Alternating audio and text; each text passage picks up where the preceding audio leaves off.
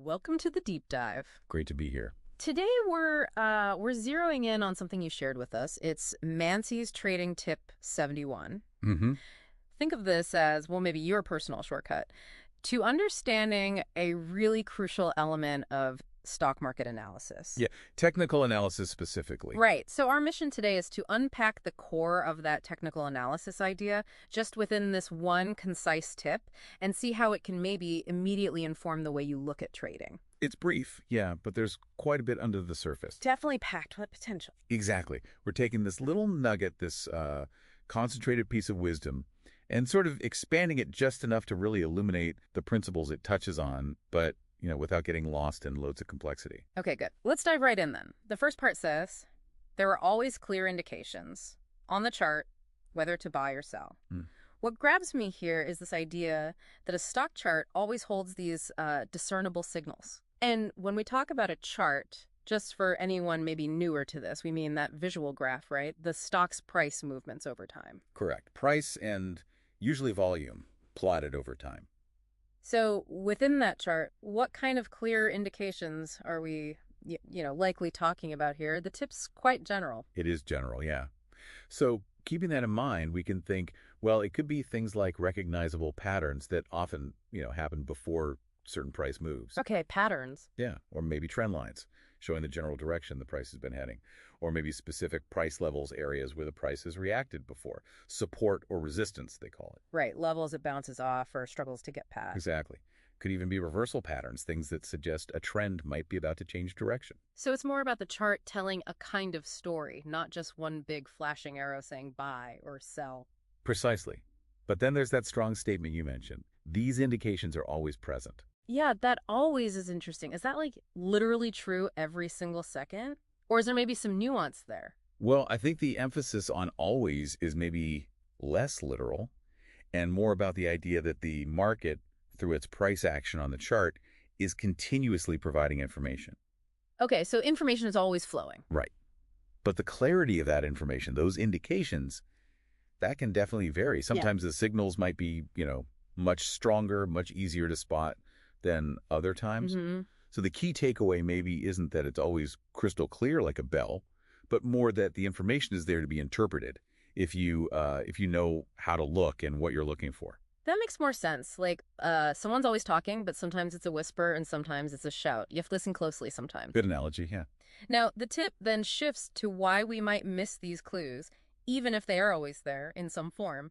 It says, but we miss it because we have preoccupied notion about the stock that it will either go up or go down. Yes, the psychological bit. This feels incredibly relevant. I mean, anyone who's ever looked at a stock probably feels this.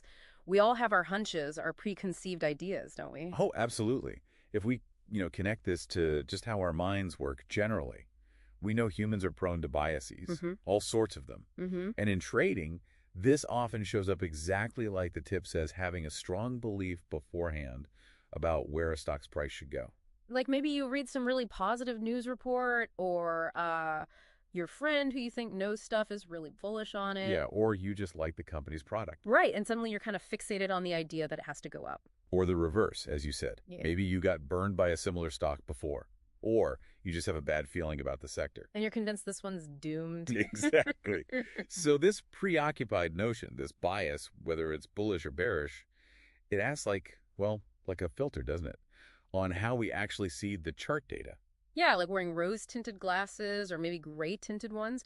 You tend to notice only the bits that confirm what you already think or feel. Precisely. That's classic confirmation bias. When we have that preconceived idea, we might, maybe even subconsciously, give more weight to chart patterns or price moves that seem to support our view. And you downplay the stuff that doesn't fit. Or ignore it altogether, you just don't see it, because it conflicts with your notion. It's like trying to solve a mystery when you've already decided who did it on page 1. You're just looking for clues that point to your suspect. That's a great way to put it. And this brings us right to the core advice in the tip. Clear your mind. Do what the chart says. This sounds simple, but probably isn't easy. It seems like the direct answer to that bias problem. It is the proposed solution, yes. But it raises a really important point about objectivity. And, clear your mind. That's the hard part. Definitely. How do you even do that? Well, it takes conscious effort, doesn't it? To try and step back emotionally from, wanting a certain outcome for the trade, to look at the chart with as neutral a perspective as you can possibly muster. Yeah. Trying to be detached. And then the second part, do what the chart says. That really hammers home the importance of letting the objective data, the signals you see on the chart, guide your actions. Not your hopes, not your fears, not those initial notions. So it's about prioritizing what the market itself seems to be indicating through the chart over your own internal narrative or wishful thinking. Exactly. It suggests a degree of trust, really, in technical analysis as a tool, a way to understand market sentiment and potential future price moves based on past behavior shown visually.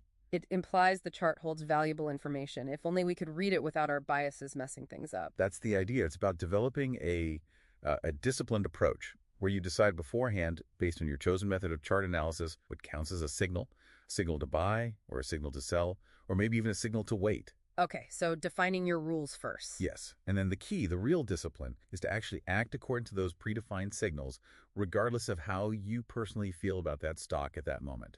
The chart, in this view, becomes your objective guide, your compass. Okay, that really clarifies the message. So let's try and bring this back to you, the listener. What are the most important things, the key takeaways you should pull from this very short but dense trading tip? Well, I think the primary takeaway, the big one, is this fundamental tension.